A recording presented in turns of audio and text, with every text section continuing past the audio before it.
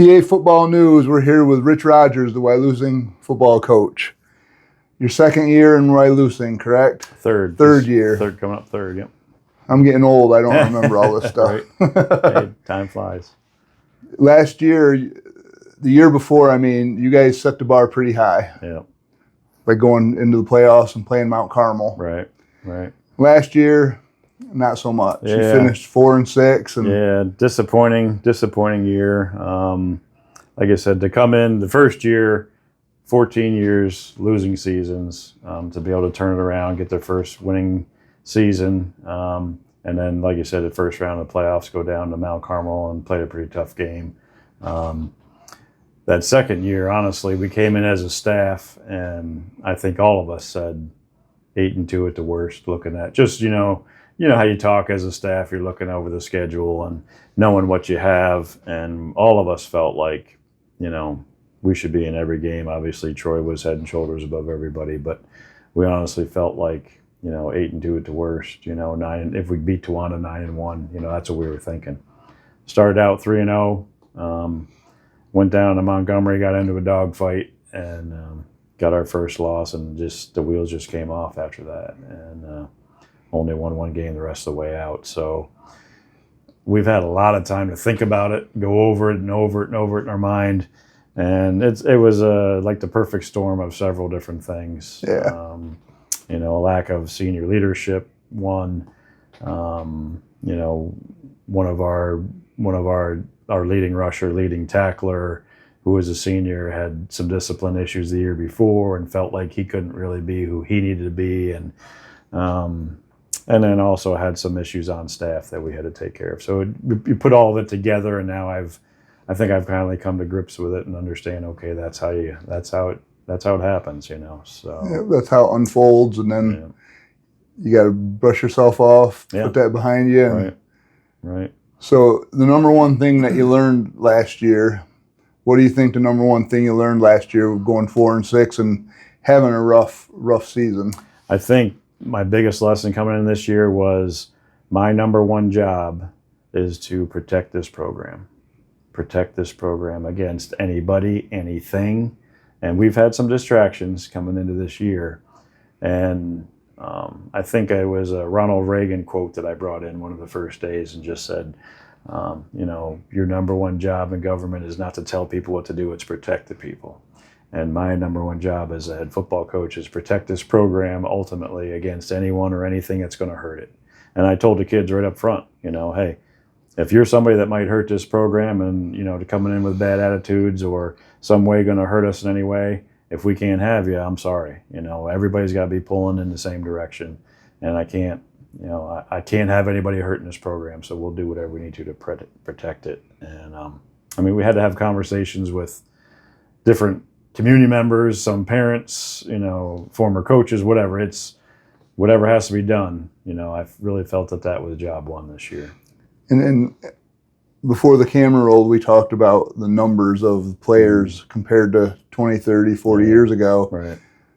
To say the statement that you had to have conversations and you're going to have to cut the cancer, so to speak, out as soon as it pokes his head up, that really takes a lot of kahunas to say that when you're only getting 30 kids to play. You know what I mean? It's a razor line we're all walking. It's like you got to be tough enough. You got to hold the standard, whatever that is. At the same time, okay, if 2 or 3 or 4 or 5 kids walk away, and now we're struggling to even put 11 on the field or to be able to scrimmage during a practice, etc. It's such a fine line. But through the years, my experience has been, if you keep those kids on, just that aren't going to help you or that are going to be in any way negative, you're better off without and having small numbers. So, but it is a razor line that all of us walk, I think. Yeah, for sure. And it's funny to hear you say that there's a razor thin line, and like anybody that follows high school football, they can see the numbers decreasing as we go down this road. Yeah. And to only have X amount of players at small school, high school football, and being able and willing to say, we're going to go forward without you, and you, Yep. because you're going to be a deficiency to the program. Right. I think that's what America needs, people to draw a line in the sand and say, enough's enough, we're going to. Right. We're still going to hold the standard, right? We always tell them the bar's here. We can't come down to here just to make sure we have numbers or whatever. The bar's still got to be here. You got to hold the standard. And you have what you have for numbers, and you move forward. And we talked a lot about it as a staff going into this year, like maybe we need to take a couple minutes and mourn who we're missing. light a candle, put their pictures on the whiteboard, light a candle, have a little service. Have 5 minutes. Let's mourn who's not here. Now it's over. Now it's done. Yep, okay? It's behind us. We're moving forward. And we tell the kids all the time, you're our focus. Okay. Yes, we don't have those guys. We took our minute. We mourned it. They're gone. That's the loss. But we're focused on you. You're here. You're committed. You're putting in the work. You're going to get 100% of our focus, and that's what they have to understand. And thinking of numbers, like how many numbers do you have this year? We're down to 28, 29.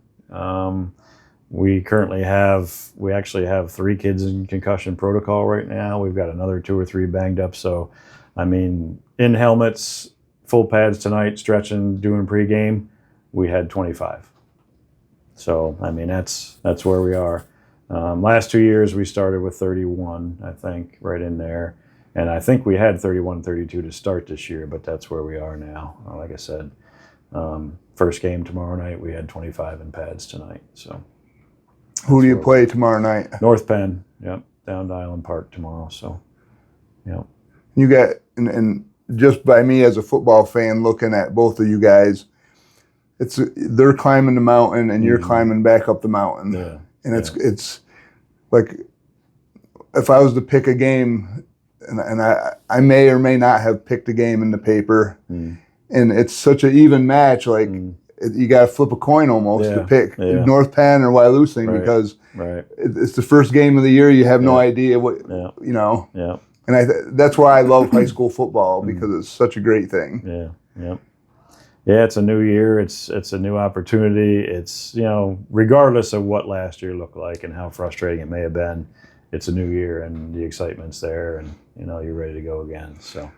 And from the outside looking in, I know there was a lot of noise around you guys last year, but I think you guys handled it as good as you possibly could. Yeah. And coming into this year, you filed that away and we're moving forward. We're not looking back. The rearview mirror is small for a reason. Right. Yeah, I met early on with our leadership group. We have 3 seniors, 2 juniors that we have formed like a leadership council. And right off the bat, just really took the time to say, let's think about last year. Let's think about the things you experienced. Let's keep the good that you experienced. Let's get rid of the bad. And then you guys move forward. It's your team now. And I knew coming in this year we were going to have pretty good senior leadership, and it's been even better than what I expected. Oh, great. So, and everybody, at every level you hear that same quote that you'll go as far as your leadership takes you and how good they are. And it's one of the biggest factors, I think, now that I've seen examples both ways. And we have some really good senior leadership this year. So couldn't be happier with that. And that trickles down through the juniors, the sophomores, and the freshmen. So that's a great thing. Yeah. Now, you guys, who did you scrimmage this year? We had Montrose went up there this year. I think they only won 1 game last year, and they're still struggling. They're still trying to build. So, in a way, when we first made the 2-year agreement, it was to help them out. They couldn't find one, and now we kind of tell the kids, "Hey, it's just you're getting your feet wet. If you build some confidence and go up there and push them around a little bit, that's not a terrible thing either." So that's kind of what happened. So we'll probably look for something different moving forward, but. For this year, I think it's not a bad thing to early on get a little confidence and move from there. So, but one thing I did tell them in my 3 years here, I think we're in the best physical cardio shape that we've been in the 3 years that I've been here. We really pushed hard through camp. This was one of those old-fashioned 90-degree every day. We were there 3 to 6 during heat, and we went 2-a-days. Now that I'm in charge of 7 through 12, coaches were going 3-a-days. I mean, we were pushing to get through too, so it was tough. It was a tough camp. But all the kids were commenting in the scrimmage, like Montrose they were taking extra time getting water and rest between the series, and we were like, hey, let's go. Like, the kids said, we feel great, we feel great. So that's encouraging. Yeah. All right. Now, moving forward into this year, you guys probably have the same schedule as you had last year. Yeah. And Troy's a state champ. Mm-hmm. Finally, we got the monkey off our back, and NTL has a state champ. Mm-hmm. How does it feel to be in the league with a state championship football team that finally broke through? And I mean, number one, it's great for everybody. It's great for Troy. Happy for them. Happy for Jimmy and his staff. Just, I got to see firsthand, because I live in Troy, so you get to see, how much the whole town appreciated that and celebrated that, and it's great. And as a league, now as one of their opponents, it's great for all of us too, because, the respect that goes out. Hey, there is some football being played there in the NTL, and also for the kids to be able to measure themselves. Hey, we're going up against the reigning state champs. Let's see what we can do. So it's something to throw out there for kids to challenge themselves. The ones who want to challenge themselves, there's your opportunity. Absolutely. It's a huge motivating factor to mark that on your calendar. Yeah. I'm looking back as when I played football, you'd see a team like that and you'd say, that's the game I got to shine in. Yeah. And it was an interesting dynamic last year. Like I said, we had started out 3-0. We lost to Montgomery. I think we had South, which was a real bad loss with them. And then to go into Troy, I know that I had some kids who were kind of like, why do we got to play this game? I mean, I joked with their staff a couple of times and just said, it's when you've done something bad and mom says, wait till dad gets home. You get kind of the same feeling when you got Troy coming up that Friday and you're like, instead of only waiting a couple hours to go out behind the shed, you got all week to wait to go out behind the shed. That's kind of what it felt like. But to their credit, like that night, the night of the Troy game, we go out for pregame, and I've got kids just as nervous. I mean, just like, why do we got to play this game? We're so outmatched, and really didn't want to go out there. And so I'm trying to sum up, okay, how can I get them fired up? How can I get them ready for this game? And it kind of, we went through the whole thing. I brought them in. I said, hey, listen, first of all, some of you are afraid. That's okay. We understand who the opponent is. But the guy next to you loves you. Your coaches love you.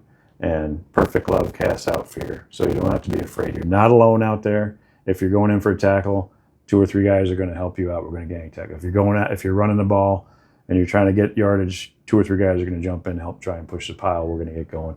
So you're not alone. Know that first.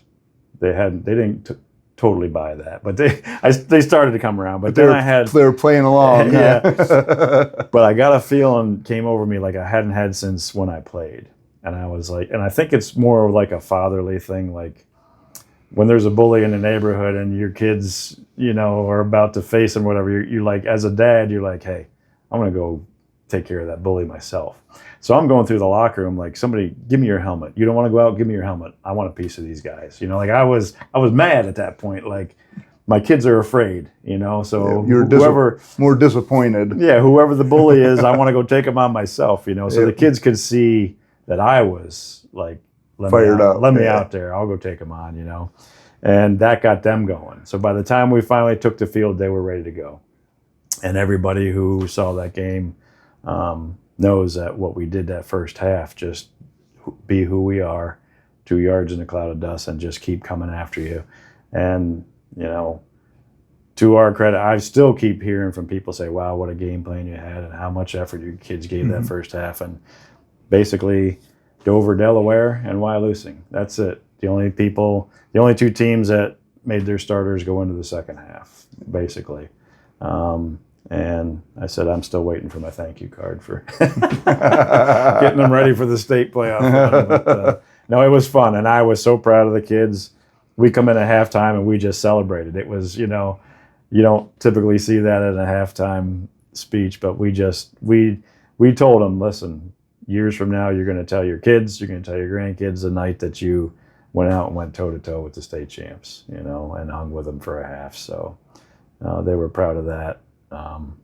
You know, and it was one of the brighter moments from last year, I would say. Yeah, that's a great moment. Yeah. Now put your prognostication hat on and look around the league, and how do you think the league's going to pan out this year? Obviously, Troy's going to be the favorite again. You know, they graduated some good senior leadership, and you know, quarterback that could throw it, and some good wideouts. But you know, all that's coming back. Obviously, they're going to be the favorite again. As long as Davison's healthy in Athens, he's a problem. You know, as coaches, you go through your mind of, okay, who do we have to game plan for defensively? And those are, you know, Athens sticks out right away with him at quarterback and what they can bring. We went and saw Montgomery. We were able to catch them a couple of series before we went to Lewisburg to see North Penn Saturday. And they've got a new coach. He's bringing the wing tee from Southern, and they are solid. I counted 20 kids, but I didn't see one that wasn't solid. Mm-hmm. So they're fine, you know, and they're going to be tough. They're going to be, you know, they're going to be physical. They're going to be, and the more they run that wing tee, the better they're going to get at it. And they're just going to, every week, I think that team's going to improve, and you're going to see them. So they're going to be tough. And then I think everybody, we're all kind of, like you said, we're all kind of in the same boat. We're either coming back from a tough season or we're just on our way up. And I know Towanda lost a lot, but, you know, they've always they're well coached, and, you know, they're going to be ready to play. I hear Canton's lower numbers, and they're kind of on a rebuild too. So, but, you know, you got North Penn with the Wright brothers coaching them up. And I think just from the scrimmage that we saw, they're going to be more physical. So yeah, it's week in, week out. You got to get ready. You know, you got to get ready to go. So. Yep. When I interviewed Coach Zeckman in Warrior Run, he said District 4 and the NTL there's no teams where you can sleep on and say, yeah, we got to breeze this week. Right, you know. Yeah, I know. He said that's the time you're going to get beat. Yeah, pretty much. You got to be ready every week, regardless. Yep. So yep. So looking into the playoffs, before you even played your first game, week 11, where do you think you stand? I mean, we definitely want to be in there. We haven't talked about it as a team yet. We did have one team meeting where I said, okay, fellas, I want you to just write, and I want you to keep it to yourself for right now. Your goals, your dreams, your wishes, where do you see yourself? I said, the season-ending banquet is going to be the Sunday after our last game. When should I schedule it for? That's what I asked them. So write that date down, okay? And then we still haven't gotten together yet, but we're going to do that soon. But I just wanted that to be their own dream, their own, mull that over right now in your own head. I know they're going to start talking amongst themselves, and what'd you write down, and what are you thinking, and whatnot. So I want them to just think about that as a team themselves before we start giving our input on it. But obviously, our hopes are always to get in that mix at the end, being at 8. And then I know our superintendent, Gary Otis, is, you know, he bleeds green and gold. He's Wyalusing through and through, and he cannot wait to host a playoff game. I know. I mean, that'll be such a big night for him, and I hope I get to see it. You know, that really is one of the top goals for me, is to host a playoff game. So you'd have to be top 4 for that. Yep. But yeah, that's a goal every year that I'm here. Yep. Well, Rich, it's been a pleasure to be able to interview you. Yeah. Before anybody plays a game, we get to see how it all pans out. Yeah. The blank slate in front of us. It's the greatest thing ever. Yeah. From PA Football News, we want to wish you good luck going forward, and we appreciate the time you've given us. All right. Thank you, Lindsay. All right. Appreciate Thank it. you. All righty.